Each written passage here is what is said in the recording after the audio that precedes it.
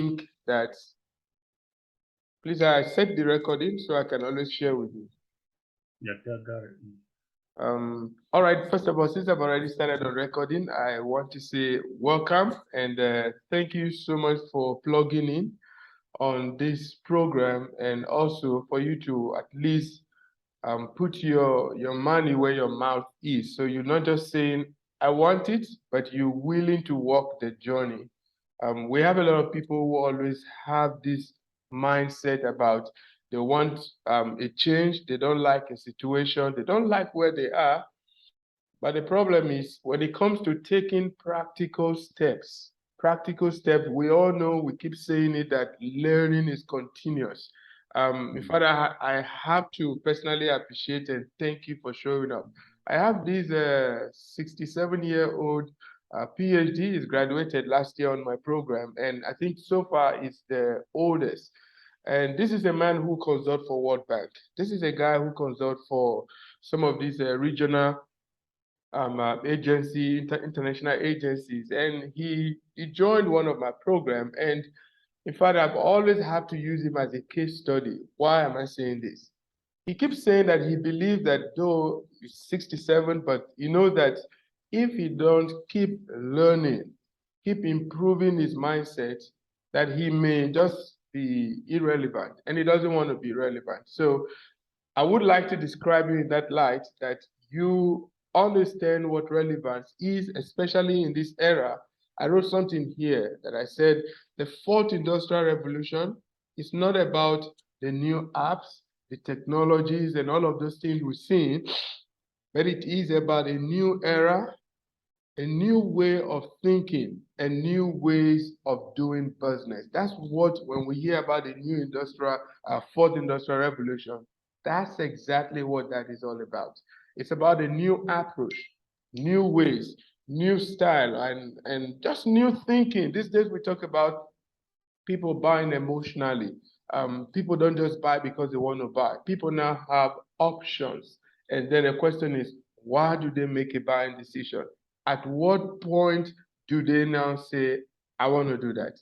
So, first of all, thank you for joining. And I truly believe that if we walk this journey together, not just about listening, but being willing again to take action, the one thing I can guarantee you is by the time we finish the 6 weeks, you will look back and you at least have something to say, wow, thank you. At least I took this move and I walked the journey. So welcome on the program. In a nutshell, usually this is how I go about it. I say, hello, I'm Coach Oscar. And sometimes people ask, but who am I? Who am I in a nutshell? A transformational business coach. For me, it's all about transforming the way we think, and this can be replicated in leadership, can be in sales, can be in how we go about money, and again, success.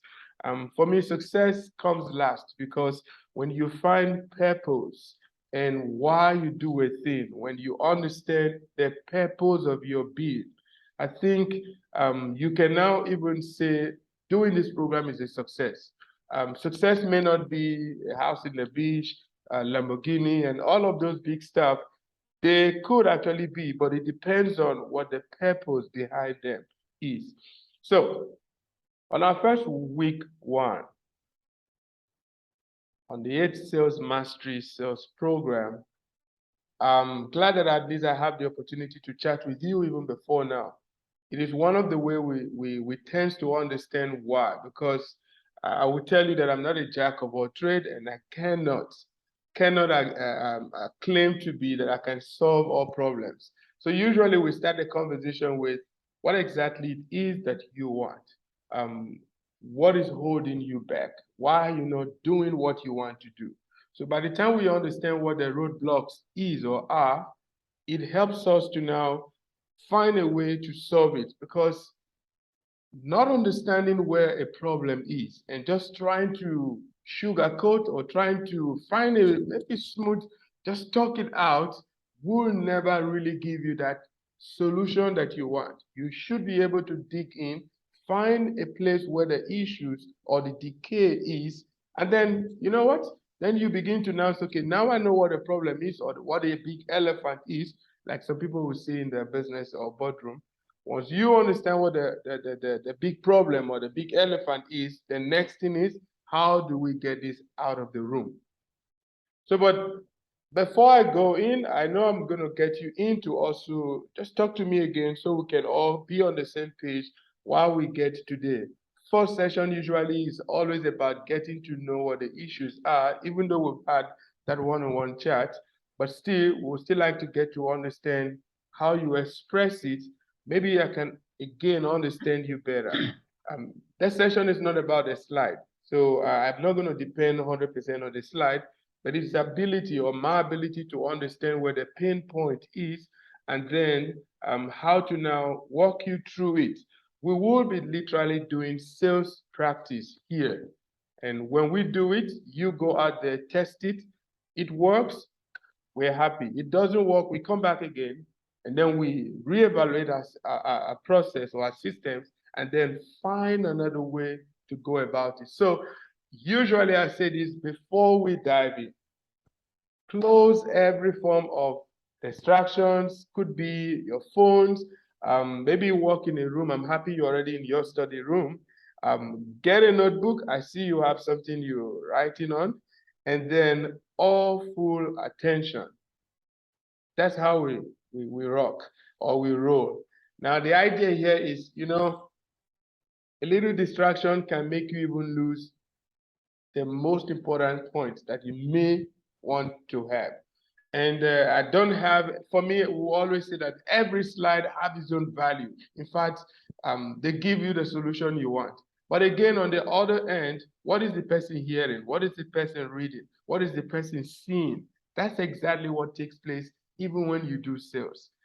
You're so convinced. Lately, I'm working with a guy in the studio to film one of my coaching programs. And then I was shocked. I was shocked of the 3 courses that I gave to them. They came back to me to say, you know what, you will have to change these courses, these titles, and all of this. And I'm like, why? They ran their check in the market, random just run search and do some 1 or 2 survey, and found that people were not really keen on the program like the way I'm keen about it. Now, what is the learning here? Sometimes we have this idea, we believe this product will fly.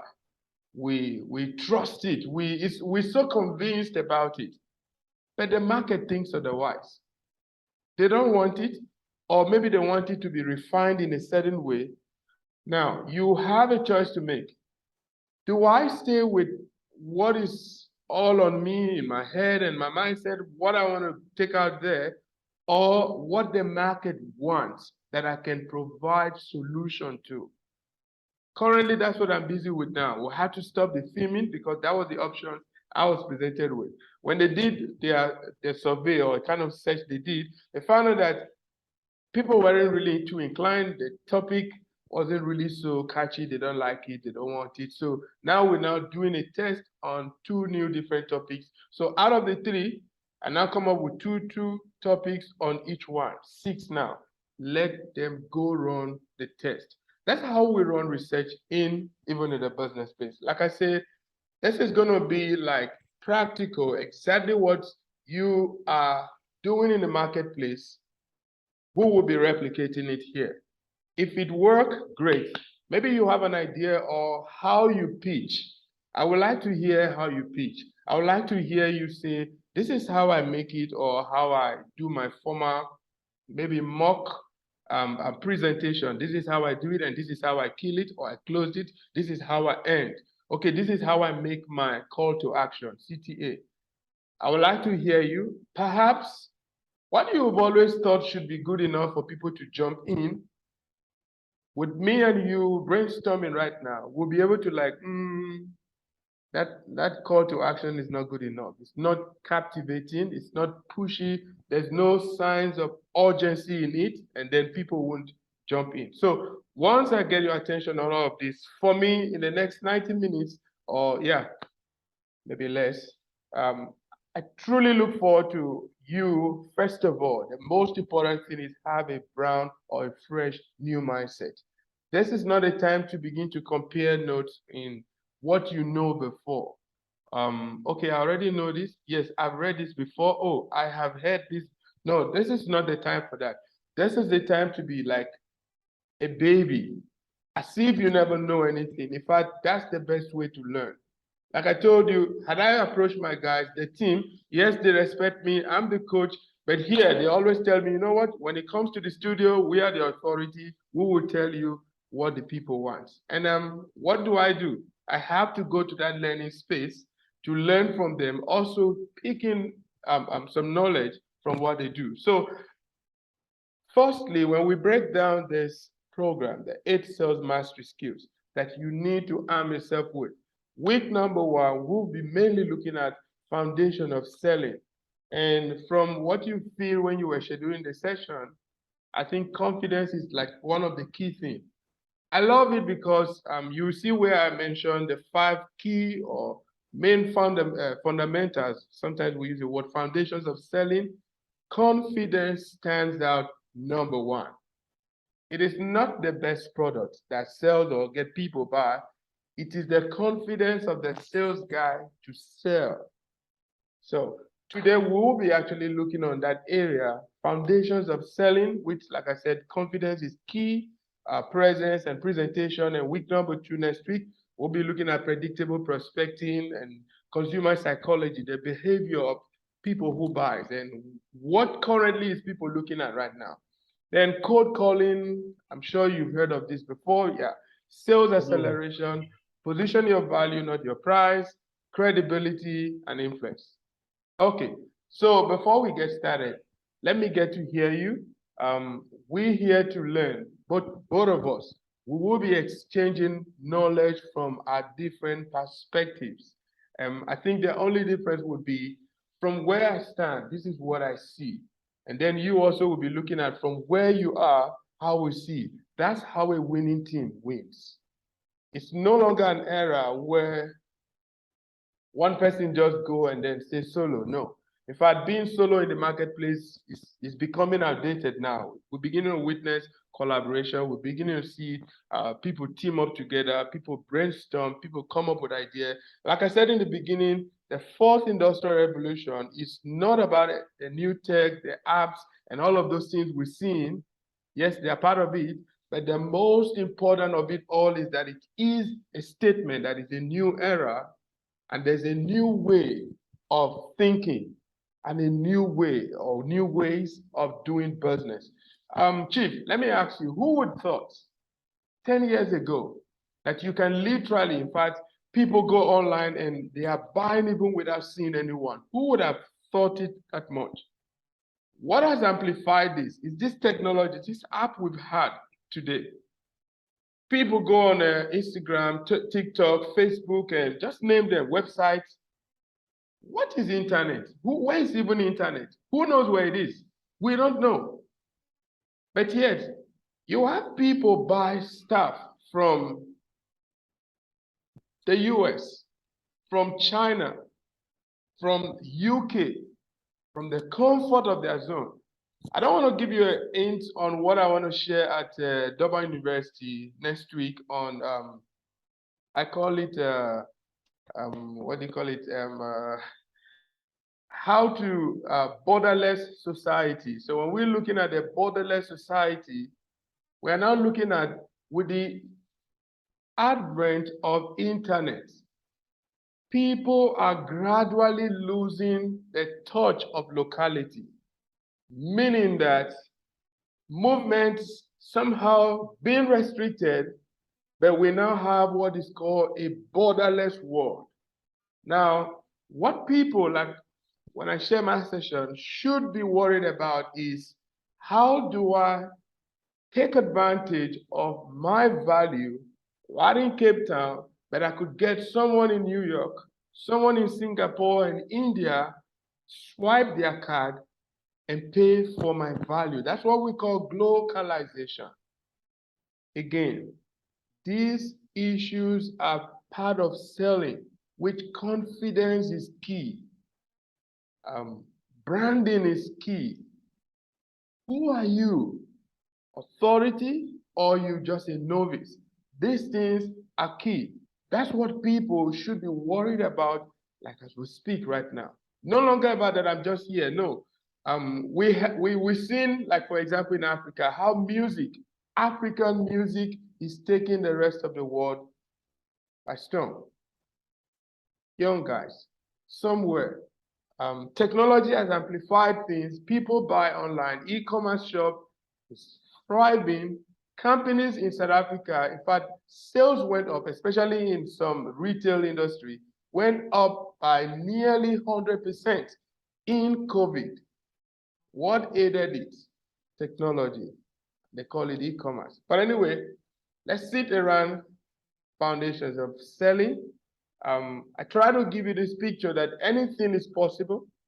I'm happy you already on this platform and you are savvy. I use the word savvy. Look, I was struggling on my side, but you came up on the rescue. So what are we talking about? You're not letting age limit you. You're not saying, but how do I do this?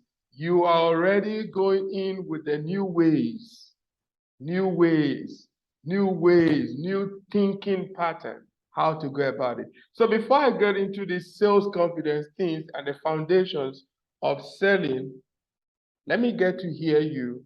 Where are you in your sales struggle?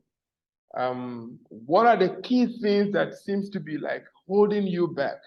Like I said, when we understand the problems, solution become easy. So it's over to you. Probably you have the next 2 to 3 or 4 minutes. Tell us where you are. Tell us where the struggle is or what the big elephant is in your sales issues and confidence and whatever it is, we will find a way around it. And again, once we're able to profile something, we go test it. If it works, we keep reinventing that same process. If it doesn't work, we bounce back and then find another way to test the market again. Over to you. Wow. Thank you, Coach. Thank you so very much for the opportunity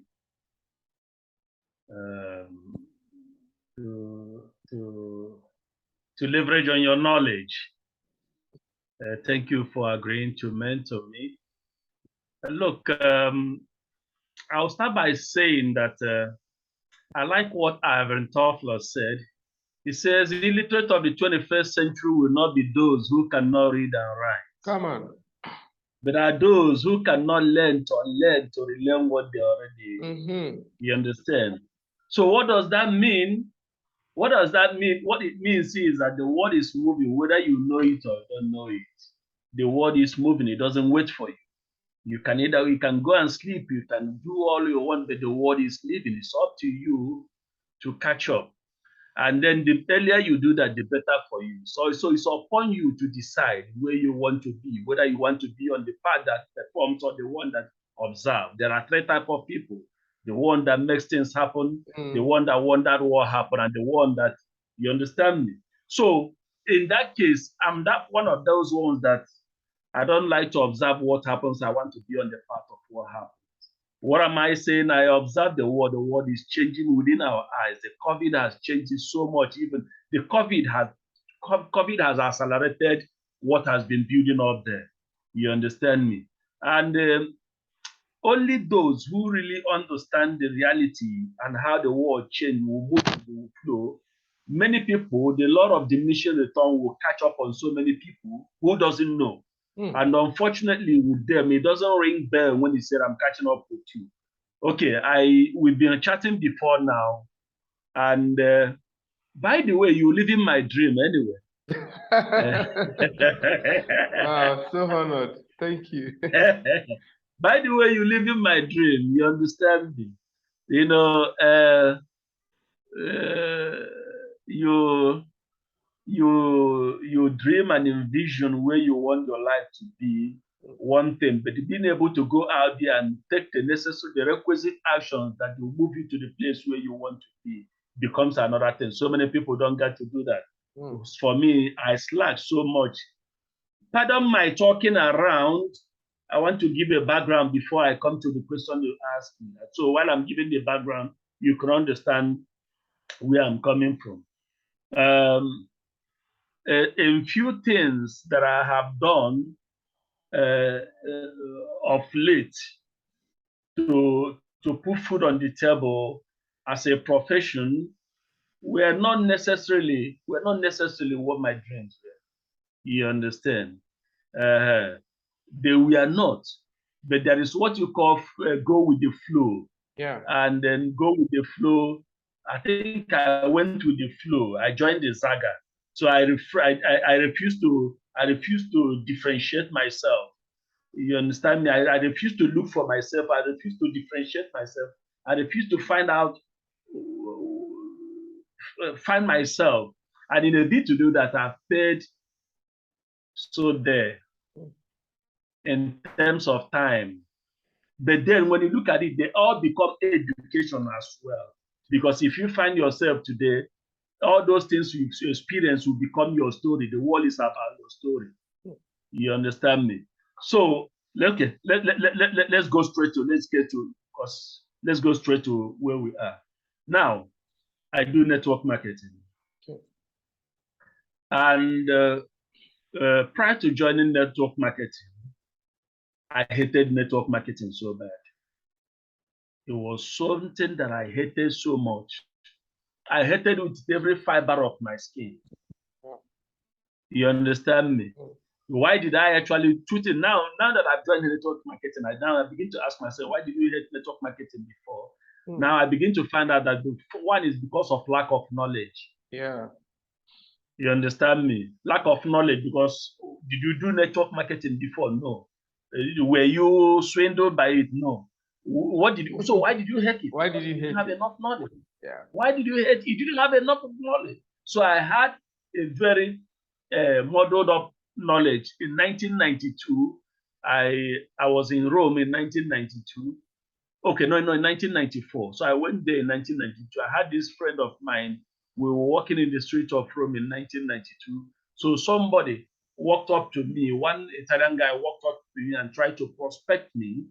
So I didn't know what he was talking about. You understand me? So I was listening to him keenly. That friend of mine walked out from where and asked me, what is that guy saying? I said, no, this guy is telling me about this opportunity and blah, blah, blah. He said, no. Don't listen to those guys. They're always talking bullshit. They call themselves always millionaires. They don't do nothing. Wherever you see them, don't listen to them. That was the orientation. And it was very small. But I carried that orientation in my head for the past 28 years. Wow. Now, when I came to South Africa, I went into, at one point, I was in the public, not in Nigerian community, even before I came to Nigerian community. So I was in the public domain where few people know me. So that put me up there where every network marketer want to prospect me, because if you think, if I get this person, you understand me? So they were coming hard on me all the time because of the space that I controlled then. And then what do I do? As hard as they were coming back to me, because of the orientation I received in 1994 about how they claim to be what they are not. So now what they do, the harder they came on to me, the harder I refute them. And then at one point, I didn't resist them anymore. I perfected the act of dealing with them. So if you become if you just join network marketing and prospected me, it will be your last, because I have perfected the art how I can talk you out of that. I wasn't doing that alone. I trained my wife, and we were doing it successfully. So sometimes someone will see me, then they will come. I will invite them. I will call them, invite them to a lunch. We sit down as if I'm going to. But what I'm actually trying to do is to deprogram this person. And I succeeded in doing so many of them. Now I got into it. How I got into it was a fluke. But then when I got into it, the only reason, one of the things that I picked up there is that this thing now linked me to the life that I had wanted to live when I was a teenager. Come on.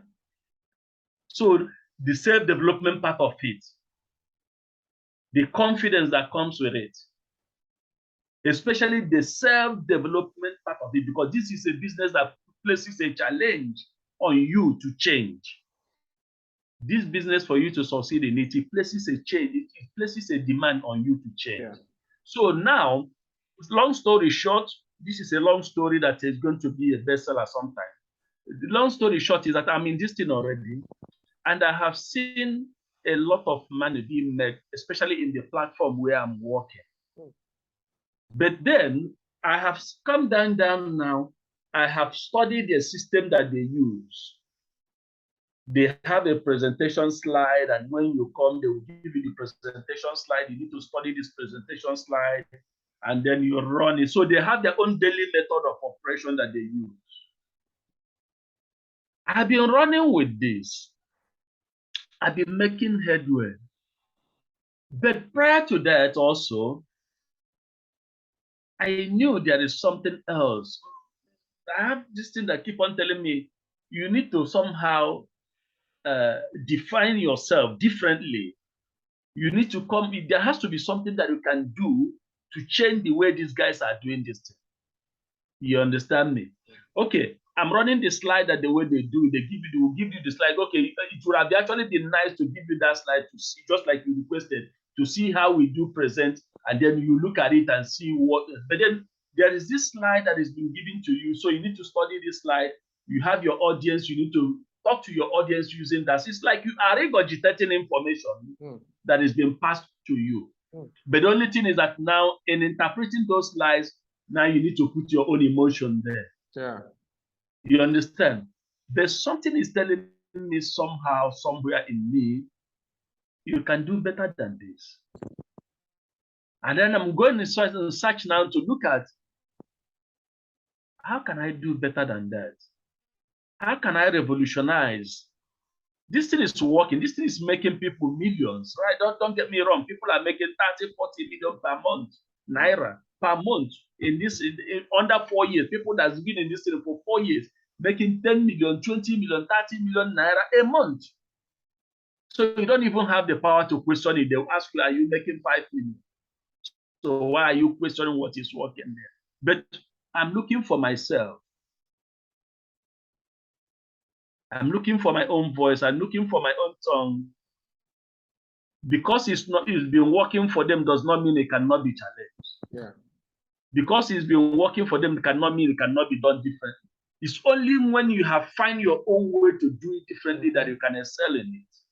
Maybe you can now make those things that they are doing obsolete. Even no matter how much is been given them, you can make it obsolete because they've used what they are doing. As a matter of fact, the group or the team that I belong to in Nigeria revolutionized network marketing in the whole of Africa. As a matter of fact, the leader of that team is #1 network marketer in the whole of Africa.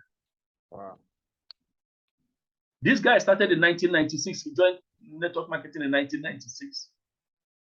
But I don't know why I still have that nagging feeling that, look, you need to do better. You can do better than this. Go and look for tools to help you do it.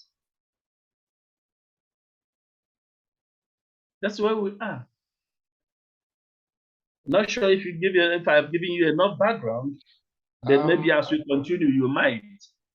No, I think I get where you are right now. And for me, while you're talking, I just told myself, it's not going to be about this slide. It's going to be you, and then we'll just come up with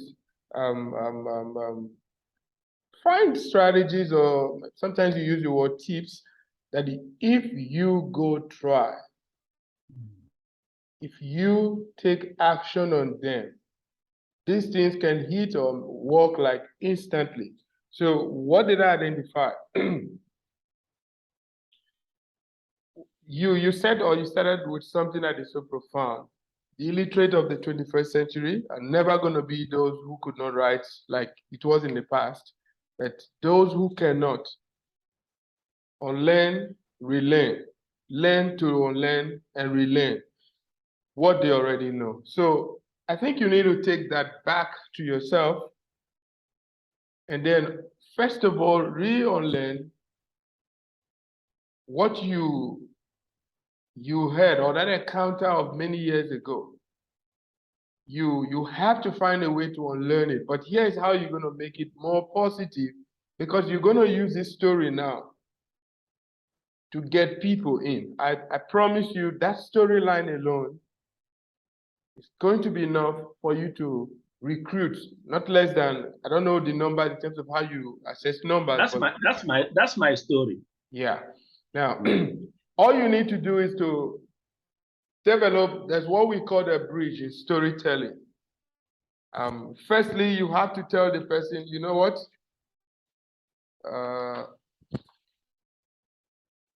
This is it. Two things. I don't know if you can see these two things I have in my hands. Yes, I see two objects. Yes. You want to take someone from this point to the next point. So there's a gap in between. How you begin a story of the bridge is, you said, you know what? About 30 years ago, I'm just giving an example. This was where I was, and that is your room, this room experience. But you don't stay long here, you come here. That's the other side, point B right now.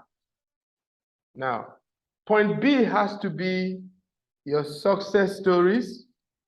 It doesn't have to be around the network marketing, because for me, I feel you've got the leverage. At least you have a company everyone knows that, like, especially in, let me say, in the Western Cape, when it comes to shipping and all of that, you are the name they mentioned. Someone reached out to me recently, and I think two, I contacted you. That's because someone said, I heard this person, do you know him? I said, sure, I know him. I hear he does X, Y, Z, and he's the only person who does. I'm like, oh, okay. And then there was this other woman who was thinking of sending their malaria, whatever, to Nigeria that time. So that is where you are. We were not the only one. We were not the only one, but we crushed the other ones. When we came in, we took them out. Come on. So that's what we're saying. Now you have to learn this story, the art of storytelling, the bridge storytelling. That's where I come to you. This is where it happened in Rome, those number of years. But here's how far I've come. Now, nobody's interested in about your failed story of how you said zero to that guy. Nobody's interested in that. Here's what people are interested. This is where people want to be. But again, remember there's a hole or there's a vacuum, there's a space. Somebody needs to find a way to navigate between here and here. Now, you now do once you paint with this story to kickstart, you don't go in details, you don't say too much of this, just say, I was broke. Like, I do share a story, and sometimes I don't know, maybe that's one of the key things that kind of opened up for me. When I started with, I was this guy who was trained, an accountant, worked in the bank for 10 years. And one day, the job was gone. And I had an option, where do I go from here? I could have sit back and start maybe blaming or quarreling or just feel bad about the situation. But I quickly tell myself, no, complaining, lamenting, blaming, it's not going to, at the end of the day, put money in my account and make me better the following day. I have to do something as quickly as possible before the next bill or whatever I need to attend to comes. So I sat back, what can I do? While I was still in the system, I wrote a book, Thriving in the Marketplace. It was actually that book that brought me to South Africa and other countries I've been. And then while I was still in the system, microfinance banks used to hire me to come talk to their team. Companies used to hire me to come train their teams. So I was doing this on the side, but never really monetizing it. Yes, they give me money, but I never really placed a bet to say, this is how much I get charged, or this is how much I'm worth for me to do X, Y, Z. So I just knew that, okay, that means there's potential, there's money within that space.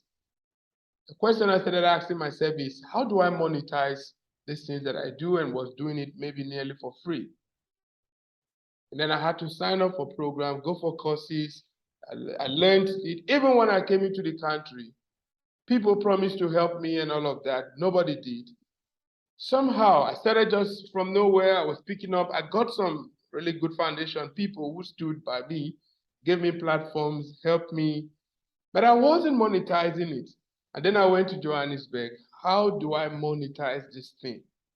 I'm grateful to my coach, JT Fox, who in, I think, 5 eye coaching program I attended, my eyes opened, and from the first time, what is it really that I needed? It was confidence.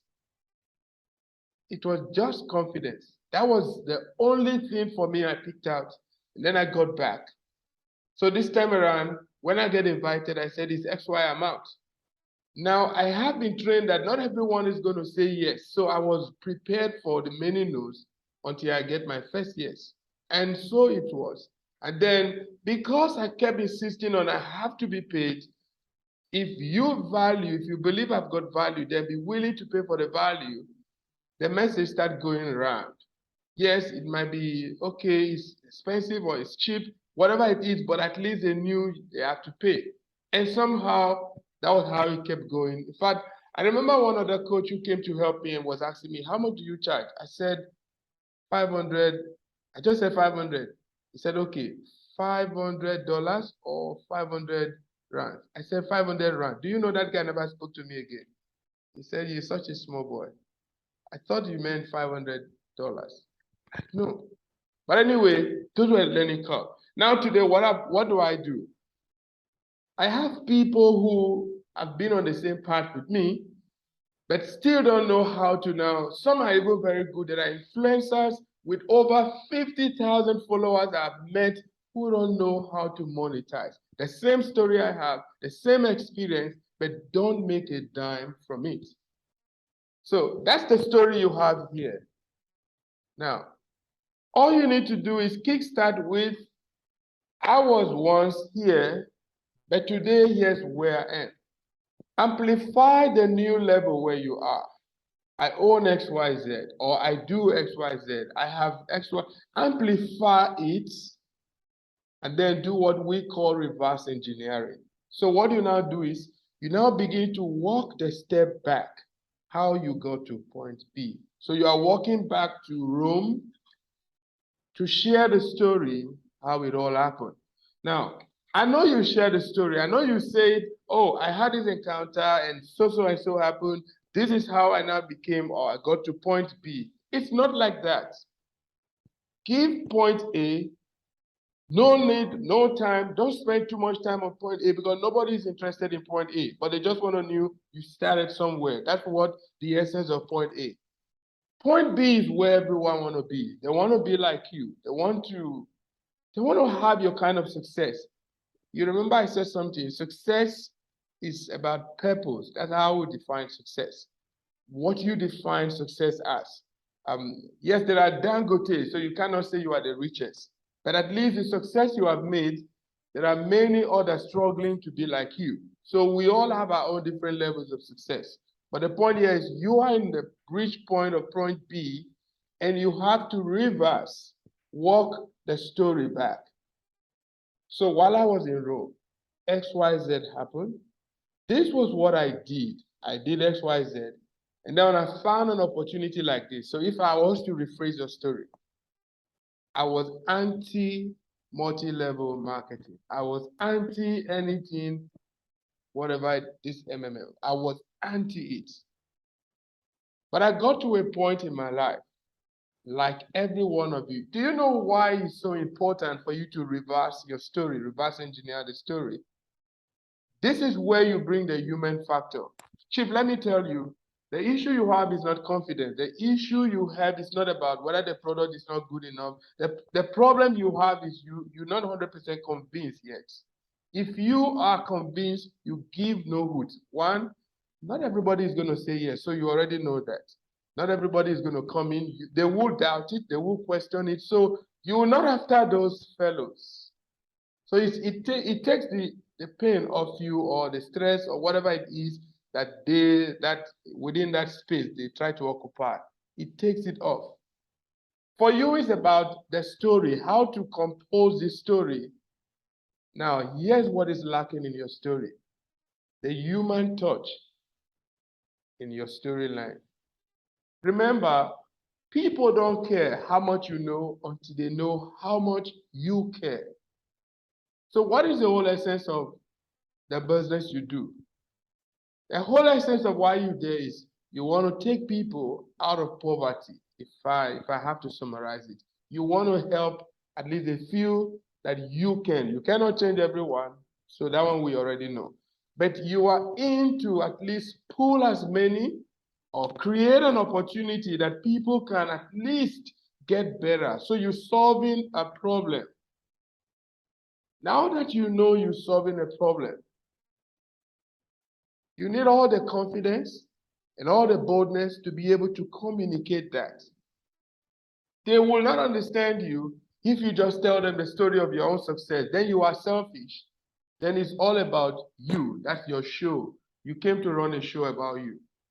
So I'm sure maybe some of the top guys in that industry of yours, you hear them. I follow a couple of people in that industry. But I will tell you that business runs on the same principle. Get the clients and get the business. That's all and how it is. So, I'm not sure I know what I touch. Okay, so you have to bring the human factor because people want to know, one, are you still human? So you now at point B, are you human? Were you at any point in time like us? That's how your story can pull them out.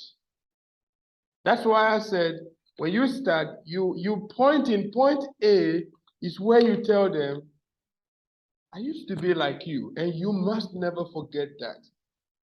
At some point in my life, I was in Rome, X, Y, and Z happened, but I was struggling. I never really could comprehend that I could be at point B. Here's what I did. Now, that is the humanness. Now, that's how you relate, because when we look at the psychology of consumption or consumer or buying, people buy out of emotion. I was doing a research recently. Justify with logic. Yes. This thing touches behind the back nerves. That's when people make that buying decision. At that point, that is where they buy regardless of. But the question is, how do you trigger that? How do you take people to that point? The humanness or the human element must be present. So you rephrase your story by, I was in point A in Rome. Here's all the struggle I went through. Here's all that happened to me at that point. I was tired with it, and then I was looking for, how can I become who I really wanted to be? I invested in X, Y, Z. Now, that's how you sell, but not selling intentionally. Not selling like getting them to, oh, come and buy. No. You have a program, and that program you currently have is where you want to get them in. I wrote here, I said, what is the whole essence of marketing? What's the whole essence of your presentation? If you don't close a deal, at least one client. So what's the whole essence of that? If marketing doesn't bring sales, it's a complete waste of time. And then you need to be smart enough to know there's a quick, I'm sure we're going to do on prospecting. That's how you can, like Coach J.T. Force will tell you, in a split second, you could decipher if this person is going to buy or not. So you don't waste your time. Now, you have to prioritize the timing factor, but let's not get there too fast. So we look at you at point B, and then you're walking back from point B, not from point A to B. No, you're walking back from point B to point A.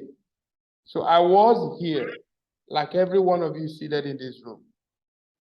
There's some people who hit stardom, became rich, famous, lived the life. Yes, in the bank, I was good, I was well paid, I have the best life, I was happy.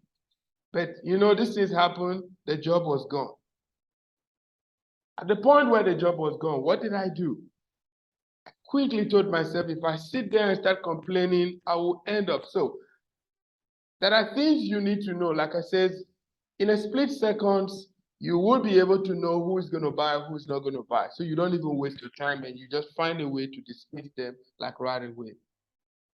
But however, people want to feel the humanity in you. They want to feel like, was it at some point you went through this? So I was here and I went through XYZ, and here's what I did. Now, what did you do should align to the program you want to sell to them. Otherwise, forget the story. Why are you telling the story? The story, first and foremost, is so you get this guy or these people to commit. You cannot tell your story outside of what you want them to commit to. So I want them to buy at the end of the day, regardless of how it is, one person will say yes. Now, from point A, I did X, Y, Z. So I met a friend who introduced me to a program, something similar like this. Like I told you guys, I didn't believe this. In fact, I was a specialist in demotivating you from even trying to sell to me. You share those stories, I did it, I did that, but here was my turning point. So I witnessed a friend, like my wife would tell me, she will regret why she never bought Bitcoin. She had a roommate in school who told her, she watched this lady, she's still alive, CPWay, she's in Durban right now. She watched CPWay bought Bitcoin and kept calling her, asking her, let's go. You can at least, okay, just buy. Don't even join us in the building of the team. Don't join us. Just buy for the future. She refused. But today, CPWay travels the world. She goes to Dubai, she goes to the US, she goes to and like you say, this lady is literally living my wife's kind of dream. She was like, so now, these are the tactical things you bring in when you make your sales presentation and your sales speech. You have to amplify the pain and the regrets. 30 years ago, had I gone into that space, I probably would be in charge of Africa. I probably would have, but look at me. I was in Rome. Here was I was struggling, Now, the more you amplify the pain, the more the people, because you want to take them to a position where if they don't take action right away, then it's needless. That's why sales speech, sales presentation has to be loaded with urgency. Urgency in making buying decision. I'm sure you've listened to a lot of people that will tell you on this presentation, I don't know the next time I'm going to have something like this, but yeah, if you don't take it now, I'm not sure if we are ever going to run this again. All of those are part of it. They just want to get you to a point. But again, may look like a gimmick, may look like a regular thing, but here's what is different here. Stories like CPWay. That's why you have to back whatever you're saying again with story like CPWay and my wife. Stories of people who had an opportunity, couldn't seize the opportunity. Again, like you said in the beginning, the absence of knowledge. And then you throw it to the people by asking them. You have a choice.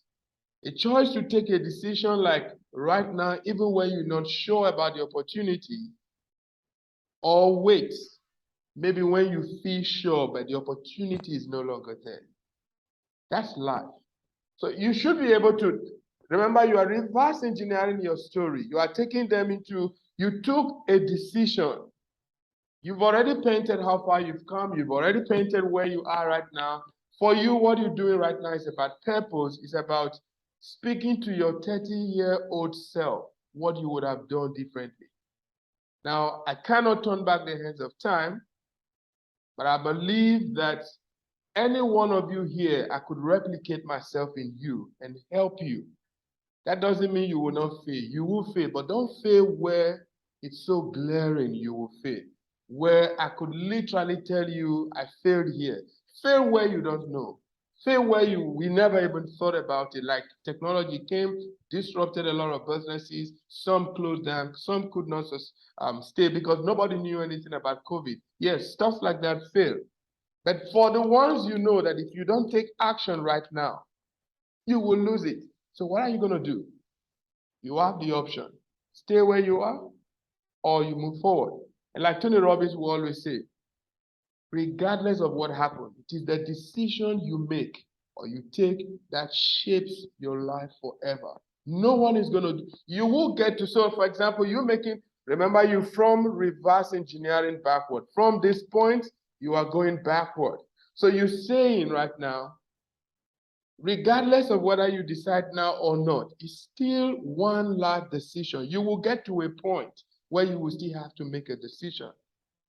Perhaps when you'll be making a decision, the opportunity that surrounds you, the people that are there to support you, whatever it is that could help you may not be there, because this is life. Life is about speed of decision. So these are all the components you have to bring into your pitch or your presentation, not necessarily the slide itself. Again, like I say, what is the whole essence of a presentation if it is not to close a sales? So let me just take you into what sales confidence is about. Sales confidence is the ability to enter a room or engage people. Just 1 minute. Okay. Are you going to share your slide, or do I need to start taking my screenshots? Okay, I can share this with you. It's fine. I can share. Okay, that's fine. I will also share the recording, so maybe you might not. Okay, good. Okay, thank you so much. So by that, I won't run to be grabbing your screen. No, yeah. So when we look at sales, it's the confidence with which you go into the room and you can sell or speak to anyone. Let me tell you what helps my confidence. I believe I could coach Cyril Ramaphosa. I believe I could coach anyone. Why? I've always had this understanding that we don't know it all, so somebody definitely will want to pause to hear me.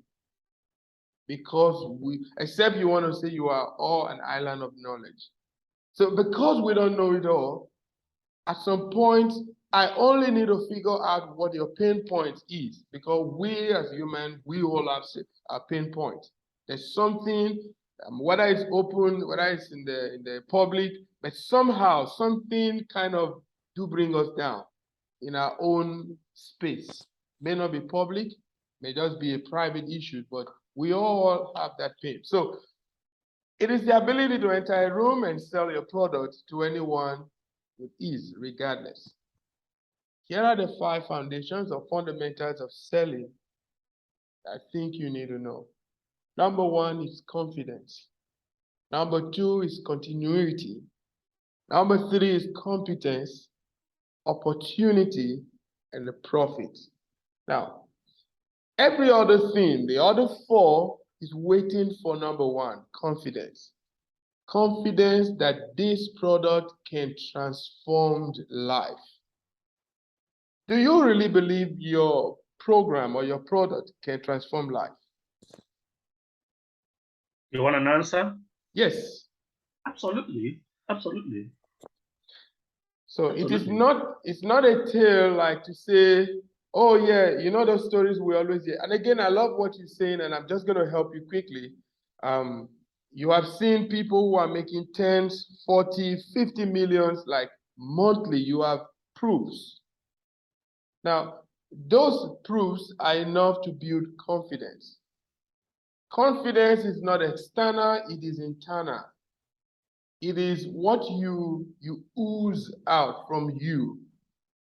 But we know that the stuff that fights confidence, self-doubt, imposter syndromes, you know, those thinking that you tell yourself that I'm not good enough. Limiting beliefs.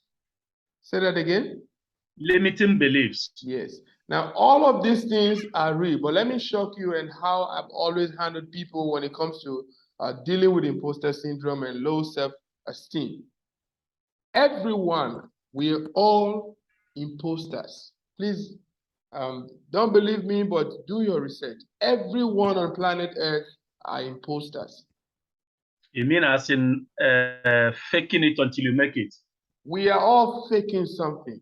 We are all just putting up something. Like I said, every man, no one is complete. Everyone have his own small pain point. You may be successful in business, but you're going through pain in marriage. You may be successful in marriage, but you're going through pain in the workplace.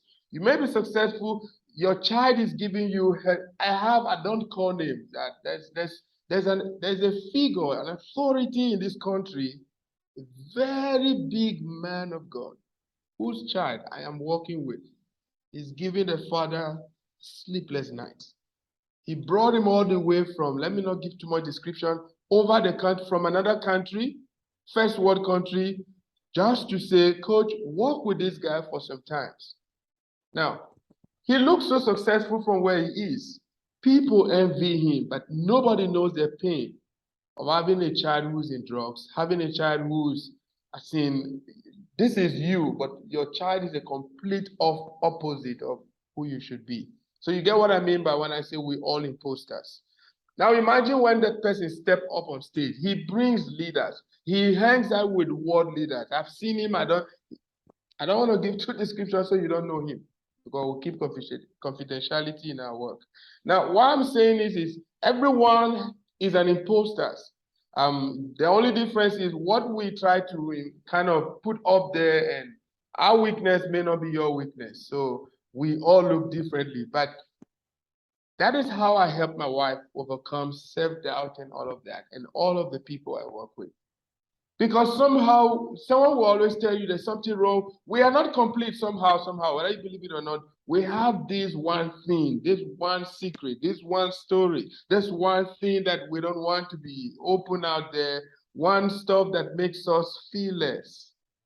So go with this mindset that everyone is an imposter, so I'd rather be a better imposter than just to go be swallowed by everyone. That's how you kill sales. With the understanding that you have to keep doing it. Remember the story or the slogan that the more you do, the better you become. It's the same principle. The more you try to sell to one person, aim to go for one, from 1 to 5, from 5 to 10, 10 to 20. You see the confidence rise. If I've never made money online, I would never teach or tell anyone that you can make money online.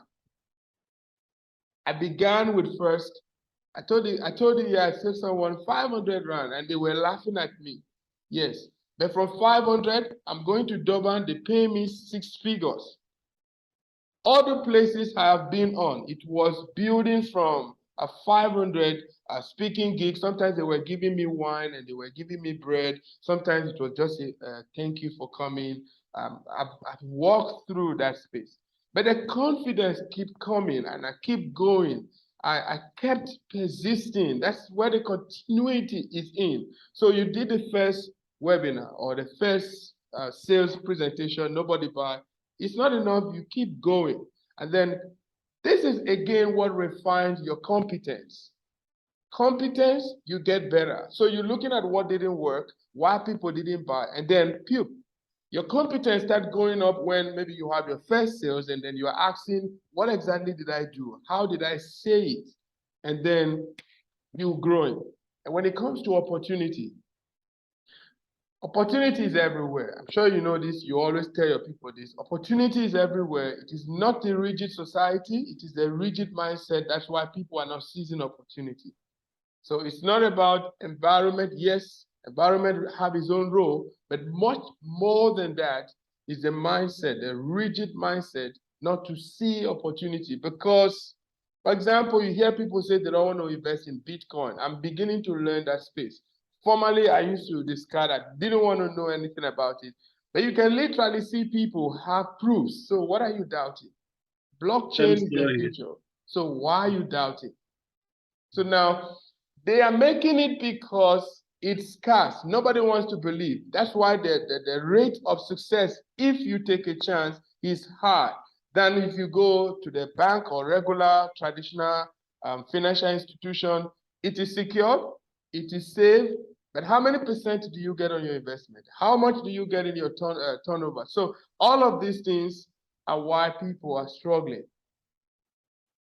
How do you, again, yourself, before I get into the 3 secrets of selling what you know, there's a way you have to package or put yourself. Remember, I've told you about the story bridge, the bridge story, point A to point B, and then from point B, that's where everybody want to be, reverse engineer to point A. Here is where you tell them how you were like them. You went through the same struggle that they are also going through right now, but you took a decision.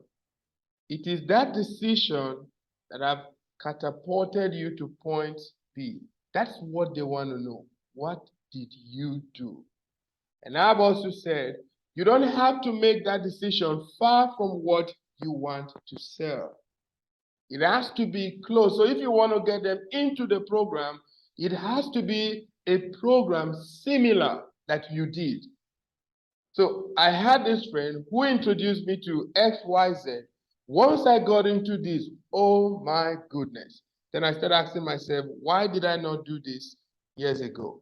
And then back this up by the Chinese proverb that says the best time to plant a tree is 20 years ago. Second best time is now. So you may just wait and say, okay, you know what? I'm not sure about it. It's fine. No pressure. But again, what if the opportunity is no longer there when you are ready? So these are the sense of urgency you have to, or components of urgency you bring in into your pitch and your sales that get people to make a buying decision.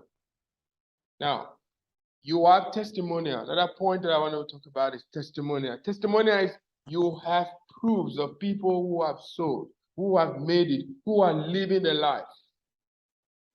Why are you not using them? X, Y, Z, verifiable, if we have to use our political terms now. These are verifiable proofs. Did X, Y, Z. You can either call, contact, those are it. Now, the last thing I want to say around that building the confidence and the bridge model is you have to build a brand. Nobody buy from a stranger. Nobody buy from people they're not sure about. So your position of point B has to some extent given you credibility. So what's branding? Branding is about credibility. People want to buy from you because you are an authentic person. They believe in you. They trust what you're saying. So you're already at point A. Now, all the people coming to you are below you. So definitely they're going to plug in because they want to also climb up to this point where you are. Now, the 3 secrets to selling what you know. This is, it can be anything, could be whatever product or service that you're offering. Number 1 is why this? Why now and why? How this industry works, why it is for you, and why now is the greatest time in history to be a part of it or to pivot into or scale. Why you need to. Again, this is where the human factor comes in. The human factor around, I used to be XYZ. Here was the struggle I went through. Here's the kind of life. In fact, if you even have pictures and videos to depict that, please do. This was my life. This was where I was. This was the lowest point of my life until I made this decision. When I made the decision, this is what I did. What I did took me to where I am. Now, that is the why you're trying to put forward. Secret number 2, knowing what to sell. What is the transformation? These days we say sales is not just about selling, it's about transformation. So maybe you should start positioning yourself as the result specialist, or as the result, if you want to say speaker, as the person who gives people results. Now, you have to a greater extent, I ask you not once, not twice, do you believe in what you sell? Does it offer the transformation you say it does? Do you have proof? How to use a secret to confidently identify what information, skill, story, or experience you should be selling. So based on in fact, you may decide to dump or discard your slide. I mean, the one that was given to you to use as maybe a prototype, a model. All you need to know is, okay, what is this slide all about? What is the end point from the beginning? The end point is to get people plugged in, and then use your story. Again, just discard the slide, use your story. Now, I wanted to tell you something about how you can stand out from the rest. 99% of people fail, 99% of the time. Why? Because most people fail doing the same thing that other people are doing. Now, because you do the same thing everyone does, you are definitely going to get the same result. So you use the same slide, the same line of stories, but people differ. So why are you using the same thing? This is where your personal story comes in, and this is where you have to figure out, now, how do I stand out? I have somewhere here, I have to write my slide where I said, how to go from street cat to market lion. What do you need to do? All you need to ask is, being number one in the market, what do I need to do? Mayans is one of my friends. He's into leadership coaching and sales. Then he takes you, he asks questions like, who are the number one in your industry? Who are the people who are like you? Identify those who do 10, those who do 40, those who do 50 and above. Or maybe you want to start from 1 million. Who does 1 million? Who does 2 million? Who does this? You have to identify them. Next question is, what are they doing differently? Now, you will have to study the model of how and what they do. What are they doing differently? How are they doing to get this result that they are getting? Is it that they discount or the entry, they waive it, or what exactly is it they are doing that you need to do differently? Now, remember, you start with identifying who they are, and then find out what the difference is. What is the difference that they bring on board, different from you? It looks like cliche, something you already know, but these are fundamental things. You need to be able to understudy how and why these people are better or are getting the kind of result they do, so you are able to now know. The third point is, what is the most common denominator? So between me and this guy, what is the one thing that we have in common? How can I outsmart these people? So these three things needs to be in place for you to now move from just not being the street cat to the market lion. We all know how the lions operate. I'm a fan of, what do you call it, National Geo. National Geo, we see lions watch the pack of, whether it's antelope, you call it, or any animal they want to go for. Most times don't go for the strongest, the biggest, like the buffaloes. No, they look for the one they can. Now, it is why you have to understand what these guys are doing. What is it they do and how do they do it? Now bring it home. What is the common denominator between me and this person? What is it they have that is either common or you have to figure it out? Once you figure this out, then you can launch. I believe that money creates confidence. That's the one thing I believe. To a great extent, you are at point B, and that is enough leverage for you to get someone from point A to point B. So you already have the confidence. I've already told you how again to supercharge the confidence is believing that everyone are imposters. If only you know what everybody goes through, then you will see that you are also very perfect.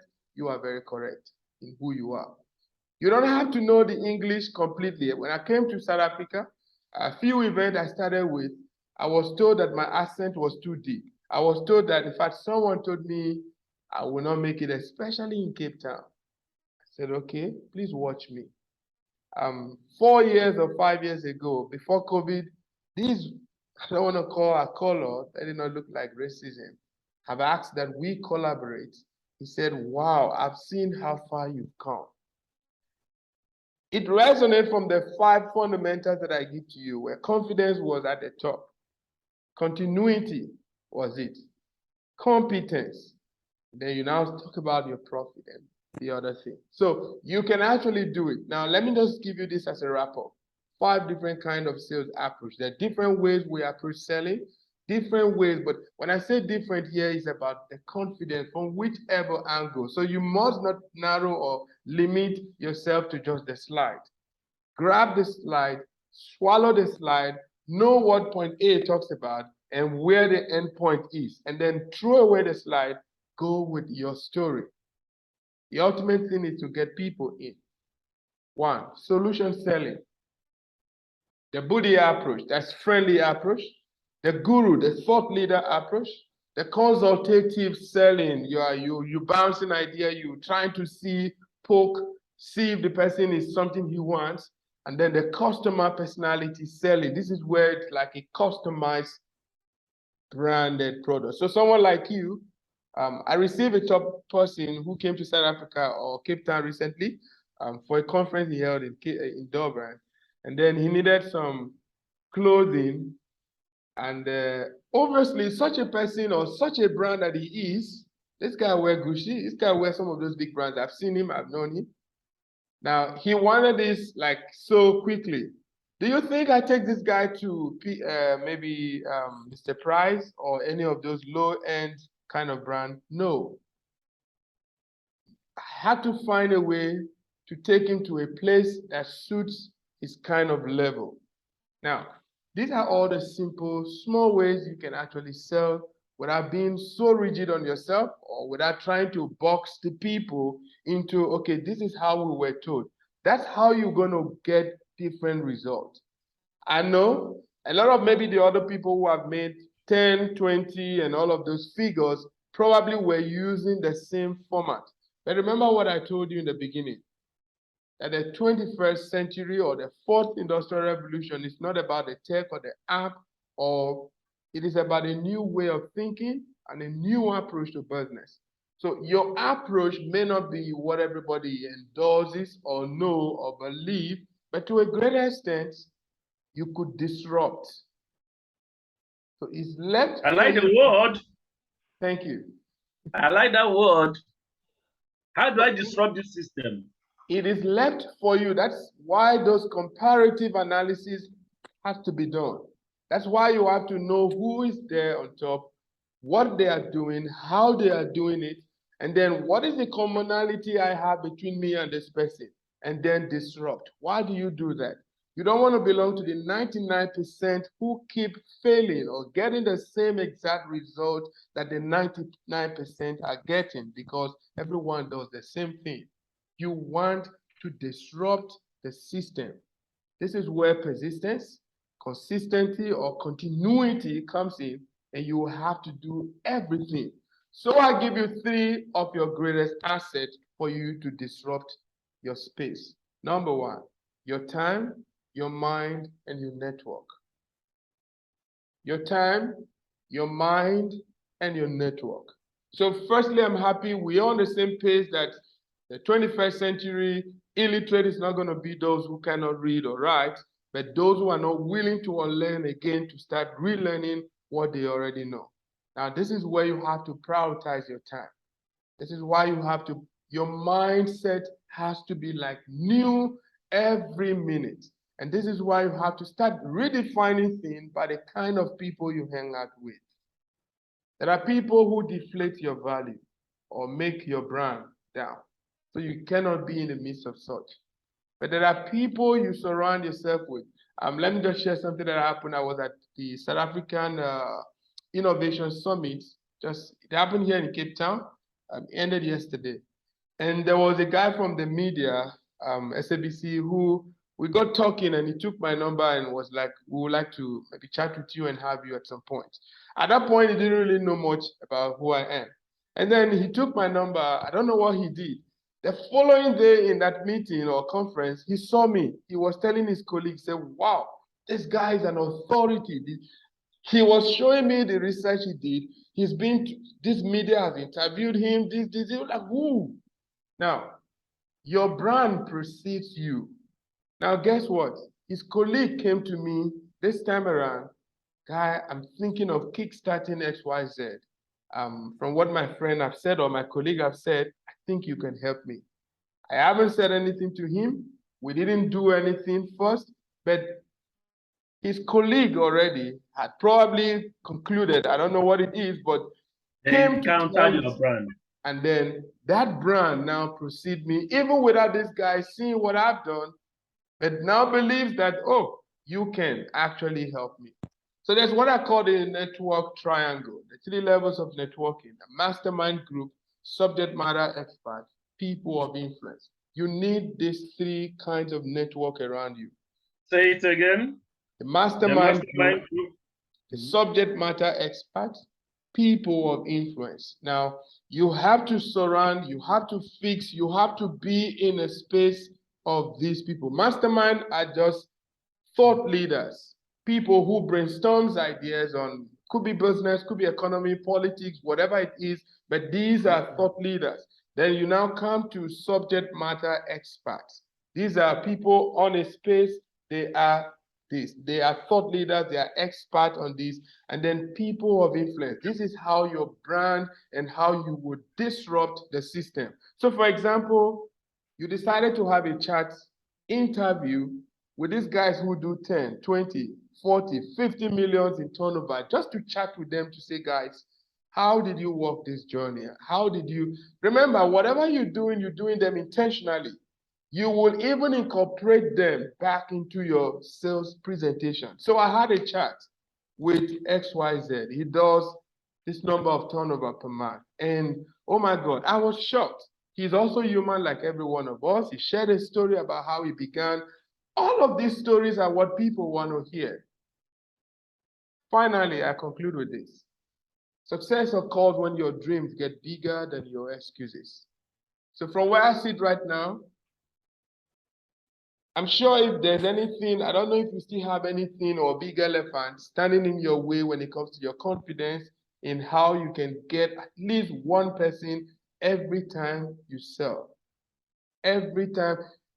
JT Fox, Tony Robbins, Dean Graduate, these are guys I followed and I've done their courses, share the same one story for how many trainings, how many programs they have run. One story. JT came to from Canada to the US with less than $100 and struggled, lived on the streets. At some point, met someone who took him and then taught him, taught him real estate and struggled to sell his first property. And then once he got the first one, he replicated the same system that helped him get the first one. And boom, today he calls himself multi-millionaire. That's it. Tony Robbins tells you how he hates his life. The life he was living wasn't just the kind of life he wants. He was raised by a single mom, the father and mom fighting, separated at some point. And his father's talkie story. Yes. And then somehow he met Jim Rohn. Jim Rohn kept telling him about this knowledge, and he was like, he asked someone who told him, but what does this guy do? They said, no, that guy just tells stories, he just he teach. But he lived a life better than the rest of them. So he told them, no, if this guy just tells stories, I want to learn how to do that thing. Success attracts. So I want to believe that at this point, if there's any other big elephant or big why, by the time you continually do it, consistently persist and keep just doing it, find who does X, Y, Z, how and why they do X, Y, Z, find your common denominator between you and them, and then disrupt. It doesn't have to be the same pattern like everyone. Disrupt. It's just a matter of time. People will see the difference in what you do. Now, that's how you take traction away from the rest, because your formula is different, your approach is different, your style is different. And again, you remember the last time you bought the first phone you used, when a new model came, you wanted it. When another new model came, you wanted. That's how people move when things get disrupted. They move to the new one, and everybody just want to be with the new one. But you know what the problem is always? The problem first is how to go that disruptive path. So I don't know if you learned something. I think we've spent more than an hour here today. So let me know if you have a question, and yeah, I will give you a task for this week. Thank you so much, Coach. I'm glad. Let me start by saying I'm glad. I'm glad I took the decision. I'm glad I took the decision to come under your mentorship, and I'm happy that I took that decision. You are, as you were talking, you were holding a mirror. You were holding a mirror in front of me. You understand me? There is something that you said. You said Okay, it says sell close to your close. Let me rephrase it. Say close. You must make sense close to your story. That's the way you just trying to paraphrase. Yes. You tell your story, then what you mean is that you close to that. You close to that story. Can you want to emphasize a little bit more on that? Okay, what I mean by that is, like I told you, all sales run on the same, all businesses operate and run the same principle. You always have the obstacle to overcome. You always have the doubters that needs to be convinced or persuaded. So you always have the rejections just for someone to buy in. There's no product, there's no service or anything that it will just be, oh, like that, and everyone accepts. So we talk about the bridge building process. So you take someone from point A to point B. Everyone wants to move to the next level. That's the point B. And you are there for your kind of audience or the people you are working with. You are already at point B. Now, the fundamental thing is this: there's no need trying to sell or persuade, do presentation when you don't aim or hope to sell. It's either you want to close sales, or you want to get more followers, or you want to get more people who takes your product and go create more awareness. There must be an intent or something you want to achieve out of it. Now, you want to sell a car, and then you were talking about a donkey. You're talking about something else. How does it align? That's what I meant by you have to take your story around what you want the people to come in. So what you're doing is transformation. But don't even see yourself as an MMA or whatever, network marketing. It's life transformation. You pull in people out of lack and you creating wealth. So you are a wealth creator, life transformer. That's who you are. I used to be here. Because I was here, I struggled like every one of you. I know that if I continue doing the same thing I'm doing, or I did the same thing for 5 years, 6 years, 10 years, nothing happened. I got to this point, and here's what I did. When I did this, here's the result that I got. Now, that thing you did doesn't have to be far from getting them in. Okay, fine. You didn't plug in into a network marketing. No. Maybe that's not what led you to become your point B. But what led you here was there was a decision you took. That's how you must align it. There was a decision that you took, and then you decided to do something regardless of the fear. So here's an opportunity for you. My friend who did this, look at what he's getting. Eventually, when I chose to, I don't know what result you've had. So you have to start looking at your numbers. Between when you join, what is the result that you can show? What numbers have you done? So I decided to join this program. And between when I joined this, maybe my business expanded because of this. I made X, Y, Z amount. Or look at the network or the new contact that I have built because I took this one decision. So my point here is, because your end result is to get people to buy, find a story that will help them that the decision you took is not far from that product. Otherwise, it makes no sense. So you are literally, you need to tie what you're selling to your story. If you don't want to just be an entertainer, because at the end of the day, they will clap for you. You were such a powerful entertainer, but when it comes to return on investment or your time, you made no sales, so it's a complete waste of time. I see what it is. I can get it clearly. I think that's just how you, that's why I said you have to prioritize those 3 things that are your most powerful asset, your time. You have to be very, very mindful of it. So again, you're not wasting your time. You're not wasting your time. So I don't know if I answered that question.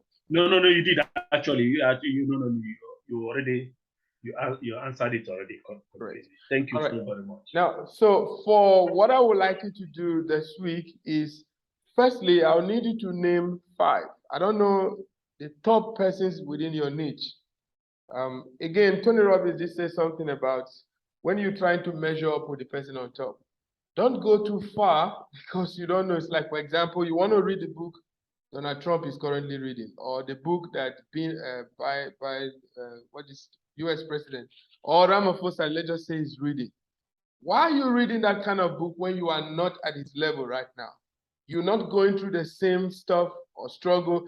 People seek knowledge based on where or the trouble, the problem they face. So you don't need to go too far. You just need to find maybe a person that is probably not too far ahead of you. What are they doing that makes them where they are? Number one, you have to identify maybe 5 of them and then dissect what they do. Remember, what we do here might just be that we say it, but when you take action to go find out what they do, these are where you unravel some secrets that you probably never know. Maybe chatting to them, maybe engaging them, whatever and however you want to do it, reach out to them, find out what they do, how are they doing it? And is there anything common? Are they coming from the same struggle like you? Were they at some point broke, struggle, not so sure, they hated network marketing, and at what point did anything change? When you understand that, that's when you now come up with your own disruptive. But you will never know that disruptive idea if you first don't know what the common things are. Like one of our coaches would say, know what everyone else is doing and then do the opposite. That's how you disrupt. But as long as you keep doing the same thing everyone does, then you get the same result. But you cannot say you know what they do in ignorance. You have to do the simple things. So identify 5 people, find out what they do. How are they doing it? You can do a call, you can send an email, you can interview them, just say you want to have a chat with them. That's how you refine your ideas and your mindset. Things change. Now, once you understand this, before our next session, tell me how you intend to disrupt them so we can now bounce the ideas together. I don't know if that is enough task for you this week. You must master or understand the system that you wish to disrupt. 100%. 100%. If you don't know it, how do you do it? You must master it first. Excellent. Thank you. And then sounds like music. Sounds like music to my ears. Yeah. No, you see, my coach will always say this is really sometimes not the big thing you think that is holding you back. It's just the thing that you're not taking action on. That's what is holding you back. It's not whole big stuff. It's small something. Okay. Please let me know if you got value from today's session and if you prepared and ready to kickstart next week number 2. Good. I did. Absolutely. Absolutely. This is I enjoyed every time we spent here. In fact, it exceeds my expectation. Wow. Yeah, it exceeds my expectation. Well, look, I wasn't expecting less anyway.